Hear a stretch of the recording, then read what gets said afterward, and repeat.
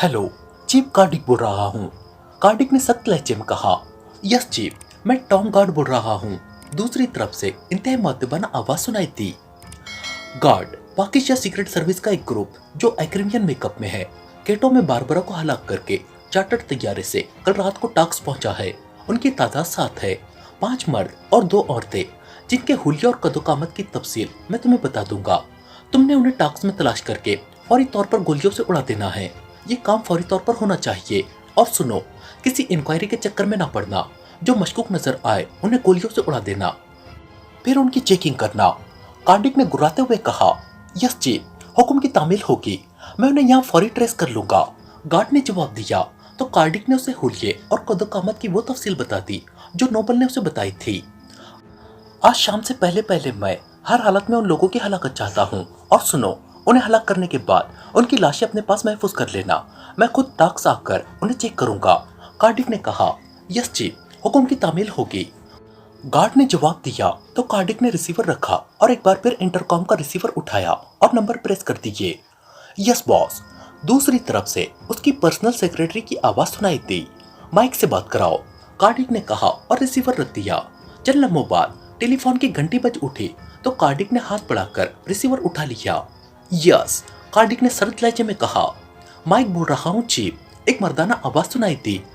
लहजा बेहद मुअद्दबाना था। गोल्डन स्पॉट का मुकम्मल हिफाजती निजाम ऑन कर दो और जब तक मैं दूसरा हुक्म ना दूं, गोल्डन स्पॉट से ना ही कोई बाहर जाएगा और ना किसी को अंदर आने दिया जाए। तमाम आने वाली सप्लाईज भी मंसूख कर दी जाए। मैं मुकम्मल रेड अलर्ट चाहता हूँ क्योंकि पाकिस्तान सीक्रेट सर्विस की एक टीम गोल्डन स्पॉट को तबाह करने की गर्ज से टाक्स पहुंच चुकी है। अब तक उनकी जो कारकर्दगी सामने आई है उससे ये इंतहाई फाल और तेज एजेंट लग रहे हैं। इसलिए जब तक ये हलाक ना हो जाए, गोल्डन स्पॉट को मुकम्मल तौर पर महफूज होना चाहिए।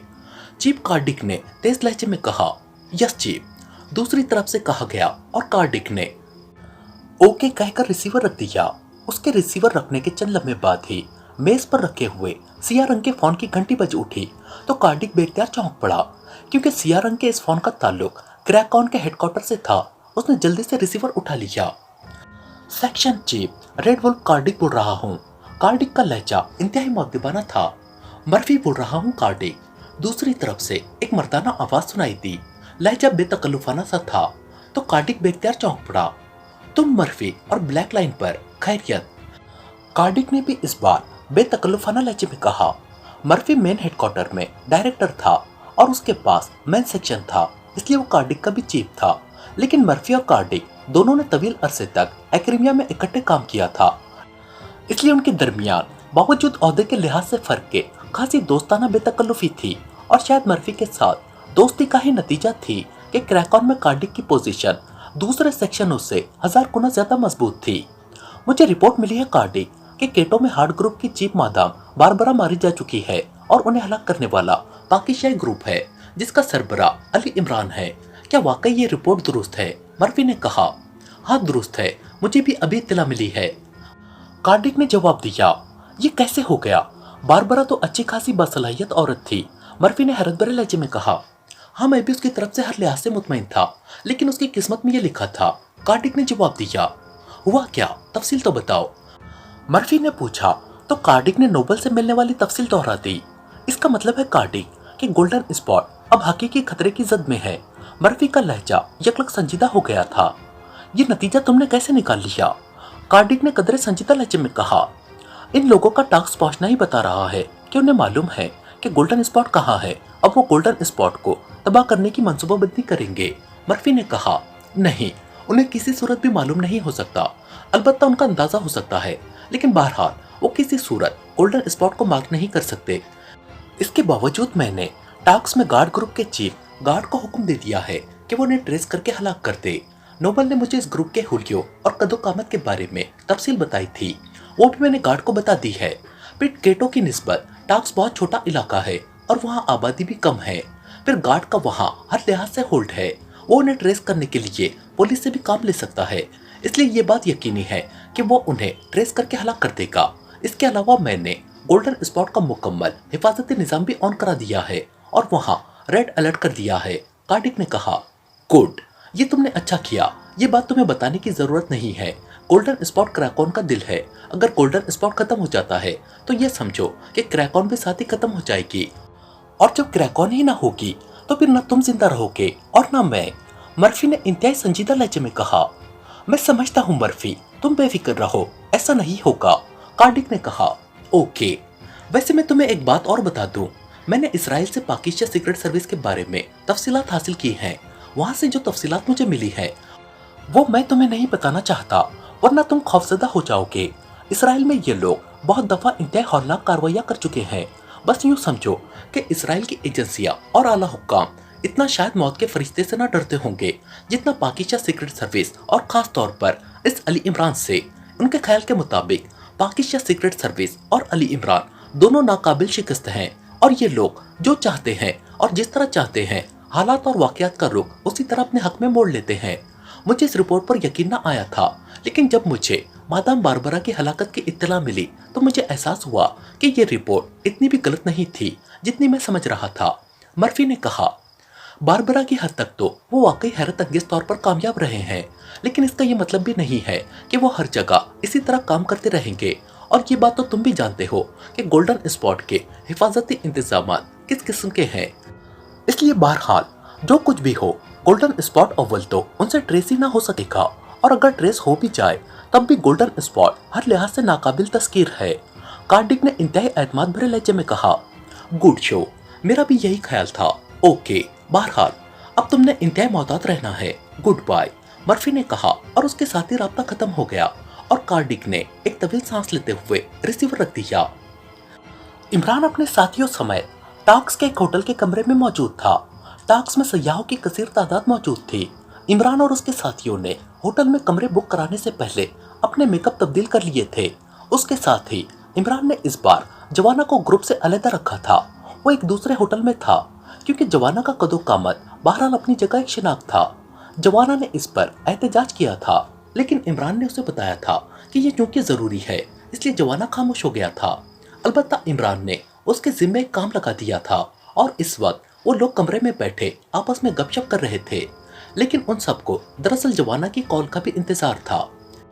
इमरान ने उन्हें बता दिया था कि यहाँ एक आदमी ऐसा है जिसके जरिए वो इस एजेंसी को तलाश कर सकते हैं जो गोल्डन स्पॉट पर सप्लाई करता होगा, और चूंकि ये आदमी जवाना के कबील का था और एक्रेबिया में रह चुका था, इसलिए इमरान ने जवाना को उसके पास भेजा था। जवाना उससे मामला तय कर ले। जवाना की कॉल आने के बाद ही इस बात का फैसला हो सकता था कि उन्होंने मिशन को किस अंदाज में मुकम्मल करना है, इसलिए उन सबको जवाना की कॉल का इंतजार था। केटो में खरीदा हुआ गायकर वो साथ ले आए थे, इसलिए न सिर्फ इस कमरे को बल्कि मेमरान के नाम पर बुक होने वाले तमाम कमरों और खास तौर पर इस कमरे में और दूसरे कमरे में मौजूद फोन सेट्स को भी चेक कर लिया गया था। और चूंकि कोई ऐसा इंतजाम जाहिर ना हुआ था जिससे वो समझ सकते थे कि फोन कॉल चेक हो रही है या कमरे में कोई डिक्टाफोन या और कोई साइंसी आला मौजूद है, इसलिए वो सब इत्मीनान से बैठे बातचीत करने में मसरूफ थे। इमरान साहब, अगर जवाना उस आदमी को डील न कर सका तो, सफदर ने कहा। तुम फिक्र न करो, जवाना इन मामलात में बेहद होशियार है, उसे ऐसे लोगों की नफ्सियात का बखूबी इल्म है। इमरान ने जवाब दिया, और फिर इससे पहले कि मजीद कोई बात होती फोन की घंटी बज उठी और इमरान ने हाथ बढ़ाकर रिसीवर उठा लिया। उसके साथ ही उसने लाउडर का बटन भी ऑन कर दिया। यस, ड्यूक बोल रहा हूँ, इमरान ने बदले हुए लहजे में कहा। जवाना बोल रहा हूँ, आपका काम हो गया है। दूसरी तरफ से जवाना की आवाज सुनाई दी। क्या सौदा हो गया है? इमरान ने पूछा। हाँ, सौदा काफी महंगा हुआ है, लेकिन बहरहाल हो गया है, जवाना ने जवाब दिया। ये सौदे की तफसीलात कहाँ तय होंगी? इमरान ने पूछा। कंट्री साइड रोड पर एक होटल वुडलैंड है, वहाँ, जवाना ने जवाब दिया। ओके, जब तफसीलात तय हो जाए तो मुझे बता देना, इमरान ने कहा और रिसीवर रख दिया। आओ चले, मैं यहाँ से सिर्फ जूलिया के साथ जाऊंगा। तुम सब ने अलहदा रहकर निगरानी करनी है, क्योंकि अब तक बारबरा की लाश सामने आ चुकी होगी और टाक्स बहरहाल उनका गढ़ है, इसलिए लाजमन यहाँ हमारे बारे में इत्तलात पहुंच चुकी होगी। इमरान ने उठते हुए कहा। लेकिन उन्हें ये बात कैसे मालूम होगी कि हम वहां से टाक्स आए हैं? सालेहा ने हैरत भरे लहजे में कहा। हम बारबरा की कारों पर एयरपोर्ट पहुंचे थे और कारें हमें वहां छोड़नी पड़ी। ये कारें लामहला ट्रेस हो जाएंगी और फिर उन्हें मालूम हो जाएगा कि हम चार्टर्ड तैयारे से टाक्स रवाना हुए हैं। इमरान के बोलने से पहले सफदर ने जवाब दिया। ओ वाकई, ये तो सामने की बात थी, न जाने क्यों मेरी समझ में नहीं आई, सालेहा ने शर्मिंदा से लहजे में कहा। अब तो समझ आ गई है ना, इमरान ने मुस्कुराते हुए कहा। हाँ, अच्छी तरह, सालिया ने जवाब दिया। मुबारक हो सफदर, इमरान ने मुस्कुराते हुए सफदर से कहा तो सफदर बेख्तियार मुस्कुरा दिया। वो किस बात की? सफदर ने मुस्कुराते हुए कहा। मैं और तनवीर दोनों आज तक अपनी बात जूलिया को नहीं समझा सके, जबकि तुमने सालिया को समझा लिया है और सालिया ने भी इकरार कर लिया है। हालांकि ख्वातीन कभी ये बात तस्लीम नहीं कर सकती कि उन्हें कोई मर्द भी समझा सकता है, और जब वो ये बात तस्लीम कर ले तो इसका मतलब मुबारकबाद ही हो सकता है, इमरान ने जवाब में पूरी वजाहत करते हुए कहा। और सब उसकी बात सुनकर बेख्तियार हंस पड़े। फिर इमरान जूलिया के हमरा होटल से निकला। उसने टैक्सी हायर की और टैक्सी ड्राइवर को कंट्री साइड रोड पर होटल वुडलैंड चलने का कह दिया। थोड़ी देर बाद वो उस होटल में पहुंच चुके थे। होटल कुछ ज्यादा बड़ा ना था, लेकिन वहां खासा रश था। अभी इमरान और जूलिया होटल के हॉल में दाखिल हुए थे कि एक नौजवान तेजी से चलता हुआ उनके करीब आया। आपका नाम ड्यूक है? नौजवान ने करीब आकर कहा। हाँ, क्यों? इमरान ने चौंक कर पूछा। साइड से आगे चले जाए, स्पेशल रूम नंबर 11 में आपका इंतजार हो रहा है, नौजवान ने कहा और तेजी से आगे बढ़ गया। और इमरान ने इस बात में सर हिलाया और फिर जूलिया को साथ आने का इशारा करते हुए वो साइड वे की तरफ बढ़ता चला गया, जहाँ एक खासी तवील राहदारी थी, जिसकी एक साइड की दीवार तो सपाट थी, लेकिन दूसरी साइड पर दरवाजे थे जिन पर नंबर लगे हुए थे। इमरान और जूलिया आगे बढ़ते रहे और फिर 11 नंबर दरवाजे पर पहुंचकर रुक गए। इमरान ने दरवाजे पर दस्तक दी तो दूसरे लम्हे दरवाजा खुल गया। दरवाजे पर जवाना मौजूद था। आइए मास्टर, जवाना ने एक तरफ हटते हुए कहा तो इमरान और जूलिया अंदर दाखिल हुए। खासा बड़ा कमरा था, जिसके दरमियान एक मेज रखी हुई थी, जिसके गिर्द 6 कुर्सियां मौजूद थी। एक कुर्सी पर एक नेग्रो एग्रीमी बैठा हुआ था। वो जवाना से जिसामत के लिहाज से तो काफी कम था, लेकिन उसके बावजूद खासा लहीम शहीम नजर आ रहा था।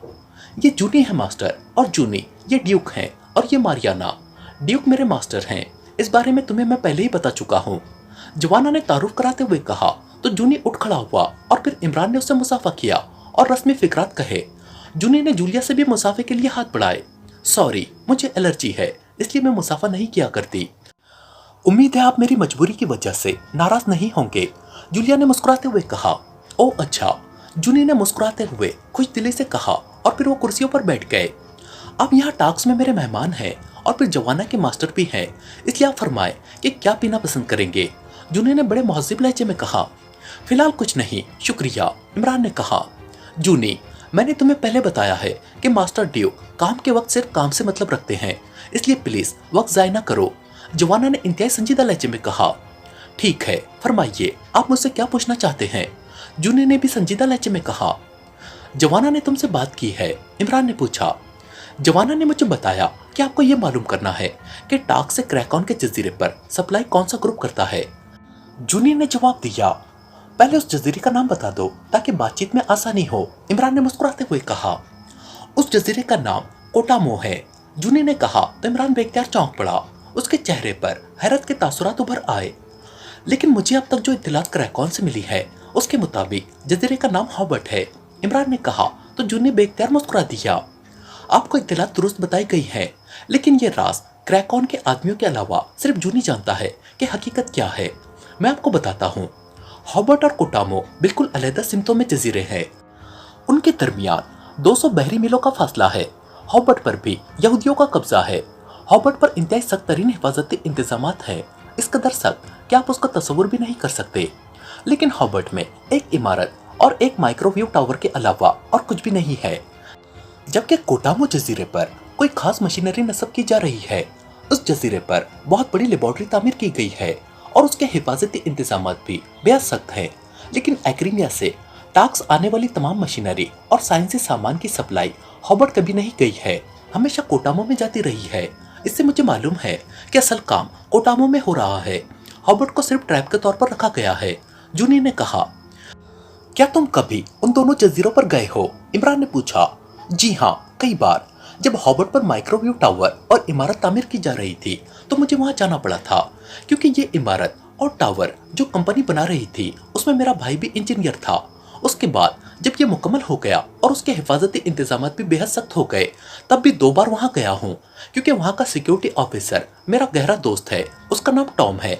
इसके अलावा मैं कोटामो उस वक्त भी गया था जब वहां भारी मशीनरी की तंसीब हो रही थी, क्योंकि वहां एक सुरंग बनाई जा रही थी और सुरंग बनाने के लिए मखसूस मशीनरी की सप्लाई मैंने की थी। अलबत्ता 2 बार के बाद मैं फिर नहीं गया, क्योंकि अब वहाँ किसी अजनबी को किसी सूरत में दाखिल नहीं होने दिया जाता। जूनी ने जवाब दिया, कोटामो कितना बड़ा जजीरा है और वहाँ किस किस्म के दरख्त हैं, इसकी पूरी तफसील बता दो। इमरान ने कहा। तो जूनी ने इस तरह तफसील बता दी जैसे वो पैदा ही उस जजीरे पर हुआ हो। इसके हिफाजती इंतजामात किस किस्म के हैं? इमरान ने पूछा। उनके बारे में तफसील का मुझे इल्म नहीं है, क्योंकि बाद में मैं कभी वहां नहीं गया। जूनी ने जवाब दिया। ठीक है, अब असल बात की तरफ आते हैं। यहाँ से कोटामो सप्लाई कौन करता है? इमरान ने कहा। यहाँ एक ग्रुप है जिसका नाम गार्ड ग्रुप है। उसका चीफ गार्ड है, जो यहाँ की पुलिस में भी सब चीफ पुलिस कमिश्नर है। गार्ड ग्रुप क्रैकऑन का यहाँ ये खास ग्रुप है। इस गार्ड ग्रुप का एक सेक्शन सिर्फ सप्लाई ले जाने और ले आने पर मुकर्रर है। उनके पास खुसूसी साख्त की एक आबदोस है और एक दरमियानी साइज का माल बरदार स्टीमर है। सप्लाई पहले गार्ड ग्रुप के खुफिया स्टोर्स में इकट्ठी की जाती है और फिर हर माह की 4 और 18 तारीख को स्टीमर के जरिए ये सप्लाई कोटामो जाती है। आबदोस उसकी हिफाजत करती है। वैसे इस स्टीमर पर इंतहाई जदीद तरीन आलात नस्ब हैं। जूनी ने कहा। इस सप्लाई सेक्शन का इंचार्ज कौन है? इमरान ने पूछा। उसका इंचार्ज आबदोस का कैप्टन राशिल है। स्टीमर का कैप्टन सबार्क है, जो इस कैप्टन राशिल का असिस्टेंट है। जूनी ने जवाब दिया। ये कैप्टन राशिल कहाँ रहता है? इमरान ने पूछा। कैप्टन राशिल टाक्स के शुमाली हिस्सा जिसे लॉकवुड एरिया कहते हैं, वहाँ एक कॉलोनी जिसका नाम हॉर्न कॉलोनी है, उस हॉर्न कॉलोनी की कोठी नंबर 15 कैप्टन राशिल की रिहाइशगाह भी है। और उसने वहाँ राशिल गेम क्लब भी खोला हुआ है, जिसका मालिक वो खुद है। वहाँ सिर्फ अमीर तरीन सयाह ही जा सकते हैं, क्योंकि वहाँ लाखों डॉलर की बाजी होती है। जूनी ने जवाब दिया। क्या इस क्लब में हर शख्स जा सकता है? इमरान ने पूछा। जी हाँ, लेकिन वहाँ मुसल्ला अफराद हर वक्त काफी तादाद में मौजूद रहते हैं और मामूली से शुबे पर वो आदमी को पकड़कर तहखानों में ले जाते हैं और हलाक कर देते हैं। क्योंकि राशिल गार्ड ग्रुप का खास आदमी है, इसलिए गार्ड की वजह से पुलिस इस क्लब के मामलात में मुदाखलत नहीं करती। वैसे राशिल का ये क्लब ईमानदारी के लिहाज से मशहूर है। वहाँ जीतने वाला चाहे जितनी भारी रकम क्यों न जीते, हर लिहाज से महफूज रहती है, इसलिए अमीर लोग वहाँ जाकर खेलना पसंद करते हैं। जूनी ने कहा। गार्ड का ऑफिस कहाँ है? इमरान ने पूछा। पुलिस कमिश्नर हाउस में, जूनी ने जवाब दिया। और उसकी रिहाइशगाह? इमरान ने पूछा। पुलिस कॉलोनी में वो पुलिस कमिश्नर हाउस के उकब में बनी हुई है और बाकायदा चेकिंग के बाद अंदर जाने दिया जाता है। जूनी ने कहा। क्या गार्ड अपने ऑफिस में मिल जाता है? इमरान ने कहा। वो शहर का गश्त लगाता रहता है, ऑफिस में बहुत कम बैठता है। बहुत और खतरनाक हद तक सफाक आदमी है। पूरे टाक्स के रहने वाले उससे इस तरह डरते हैं जिसे मौत से डरते हैं। जूनी ने जवाब दिया। अगर उससे मुलाकात करनी हो तो उसका क्या तरीका है? इमरान ने पूछा। उसके ऑफिस वाले वायरलेस पर उससे रब्ता कर लेंगे। फिर गार्ड मिलना चाहेगा तो वो खुद ही या तो ऑफिस आ जाएगा या जहां मौजूद होगा वहां बुलवा लेगा। वैसे इन दिनों उसने शहर में बहुत आफत बर्पा की हुई है। अब तक 10 सयाह, जिसमें 4 औरतें भी थी, उसकी कार्रवाइयों का शिकार हो चुके हैं। बताया जाता है कि उसे किसी खास ग्रुप की तलाश है, जिसमें 2 औरतें और 5 मर्द शामिल है। ये एग्रीमियन सयाह है और उनमें एक जवाना के कदो कामत जैसा एग्रीमी नेग्रो भी शामिल है। मैंने तो जवाना से कहा था कि वो इन दिनों वैसे ना घूमे फिरे, वरना किसी भी वक्त गार्ड उसे मशकूक समझकर कोई कार्रवाई कर सकता है। जूनी ने कहा तो इमरान बेख्तियार मुस्कुरा दिया। क्या गार्ड से राब्ते के लिए कोई खास फोन नंबर या ट्रांसमीटर फ्रीक्वेंसी नहीं है? मसलन हम उसे यहाँ बुलवाना चाहें? इमरान ने कहा। होटल वाले उसके ऑफिस फोन करके उसे ऐसा पैगाम दे कि गार्ड यहाँ आना जरूरी समझे तो वो आ जाएगा, वरना नहीं। होटल वालों की तो उससे रूप मापती है, वो क्यों बुलाएंगे? जूनी ने कहा। क्या यहाँ टाक्स में उसकी कोई दोस्त लड़की नहीं है? इमरान ने पूछा तो जूनी चौंक पड़ा। कई हैं। क्यों, आप क्यों पूछ रहे हैं? जूनी ने हैरत भरे लहजे में कहा। उसकी किसी ऐसी दोस्त लड़की का नाम पता बता दो जिसकी कॉल पर वो सर के बल उसके पास पहुंच जाए। इमरान ने कहा तो जूनी बेख्तियार हंस पड़ा। हाँ, उसकी एक दोस्त लड़की है जिसका नाम कहती है। ये क्लब में डांसर है। उसे हसीना टाक्स कहा जाता है, लेकिन गार्ड के साथ ताल्लुकात की वजह से टाक्स का कोई आदमी उसकी तरफ टेढ़ी नजर से भी नहीं देख सकता। वैसे कहती गार्ड से ताल्लुकात की वजह से टाक्स की मलिका बनी हुई है। जूनी ने कहती की तारीफें करते हुए कहा। कहाँ रहती है ये हसीना टाक्स? इमरान ने पूछा। मालेरी प्लाजा में उसका फ्लैट है। इस प्लाजा के तमाम फ्लैट्स लग्जरी फ्लैट है और यहाँ करोड़पतियों से कम कोई आदमी रह ही नहीं सकता। जूनी ने जवाब दिया। फ्लैट का नंबर? इमरान ने पूछा। फ्लैट नंबर 6, दूसरी मंजिल।